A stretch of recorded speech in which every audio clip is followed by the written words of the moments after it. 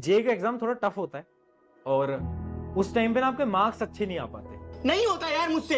एक समय पता है ऐसा आ जाता है कि आपको रोने के लिए भी ना जगह ढूंढनी पड़ती है। जिंदगी में इतनी बार फेलियर देख देख के थक चुका हूं मैं। वापस भी नहीं जा सकता यार। लोग कहेंगे कि क्या हुआ, आईआईटी करने गए थे, नहीं हुआ सिलेक्शन आईआईटी में। दुनिया तुम्हें कुछ नहीं समझेगी, हर कोई तुम्हें इग्नोर करेगा। मार्क्स बार बार कम आते रहते हैं और आप ना अंदर से थोड़ा टूट जाते हो। नालायक हूँ, मुझसे नहीं हो पाएगा आईआईटी, मुझे माफ कर दो। तुम्हें लगता है कि यार अब तो कुछ बचा ही नहीं है, क्या करूं क्या नहीं करूं। इमोशनल एक सिंपल सी स्टोरी बताता हूं जो कि मेरी जेई के टाइम की स्टोरी है। एक एग्जाम होता है आईआईटी जेई का। आई होप आप सबको पता होगा। एक एग्जाम होता है आईआईटी जेई का। तो क्या हुआ था ना कि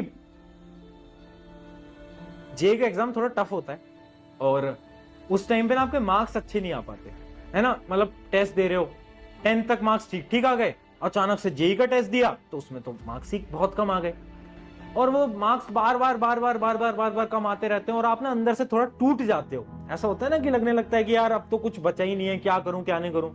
और वो कहने की बात है कि लड़के नहीं रोते बट लड़के बहुत रोते हैं, ठीक है। तो उस टाइम पे तो मैं भी बहुत रहा और एक समय पता है ऐसा आ जाता है कि आपको रोने के लिए भी ना जगह ढूंढनी पड़ती है। कभी बाथरूम में जाकर रो रहे हैं, कभी अपने कमरे की कुंडी लगाकर रो रहे हैं, क्योंकि वो आंसू पेरेंट्स को दिखा भी नहीं सकते, घर वालों को दिखा नहीं सकते और ना पूछेंगे क्या हुआ। अब उनको क्या बताएं कि यार थक चुका हूं मैं इस जिंदगी में, इतनी बार फेलियर देख देख के थक चुका हूं मैं और रोना आ जाता है। तो उस समय पर ना पेरेंट्स को कुछ चीज बता पा रहे थे और चीजें भी बहुत सारी चलती हैं। तो उस समय मैं आपको बताता हूं, एक वो होता है ना सेल्फ बिलीव, खुद पे भरोसा रखना। वो चीज मुझे वहां से मैंने सीखा था अपनी 11th क्लास के अंदर। मुझ में भी कोई खासा कॉन्फिडेंस नहीं था, पर जब 11th क्लास आई ना तो, और जब इतनी सारी चीजें हुई जिंदगी में, है ना, तो और मैं एक बार बहुत टूटा भी, है ना, फूट के रोया भी। फिर उसके बाद समझ आया कि यार सेल्फ कॉन्फिडेंस बहुत इंपॉर्टेंट है। सेल्फ कॉन्फिडेंस, और वो जो सेल्फ कॉन्फिडेंस है ना, वो जब तक तुम खुद में नहीं ला पाओगे ना, तब तक दुनिया तुम्हें कुछ नहीं समझेगी। हर कोई तुम्हें इग्नोर करेगा, बोलेगा ये क्या है, कुछ भी तो नहीं है, इसको इग्नोर करो।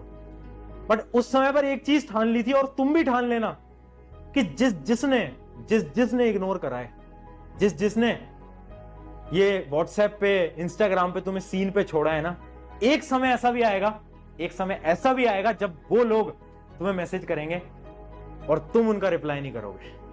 एक समय ऐसा आता है ना।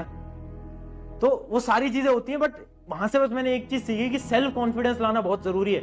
और वो बस मुझे सेल्फ कॉन्फिडेंस आया, मैंने शीशे में खुद को देखा, मैंने कहा यार भाई रिजल्ट ही तो, मतलब मार्क्स ही तो कम आए हैं, अगले में करेंगे। अगला टेस्ट दिया, फिर मार्क्स कम आ गए, है ना। तुम्हें ऐसा लग रहा होगा कि अगले में ज्यादा, नहीं, अगले में कम आ गए। 7 टेस्ट दिए, 7 के 7 में नंबर कम। जब भी रिजल्ट आता था ना, सामने शीशे के सामने जाकर खड़ा होता था। हमारा ना बाथरूम था, उसके अंदर ऐसे शीशा लग रहा है, सबके में लगा होता है। उसके सामने जाकर खड़ा होकर देखता था कि यार क्या चल रहा है जिंदगी के अंदर।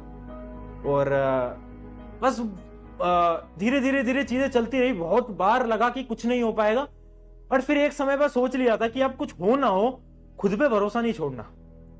चाहे पेरेंट्स को मुझ पे भरोसा नहीं है, रिश्तेदारों को भरोसा नहीं है, फर्क नहीं पड़ता, मुझे खुद पे भरोसा होना चाहिए। और वो खुद पे भरोसा आ गया ना, बस फिर चीजें सारी हो गई। फिर जेई का एग्जाम भी क्रैक हुआ, आईआईटी की सीट भी मिली, मतलब सारी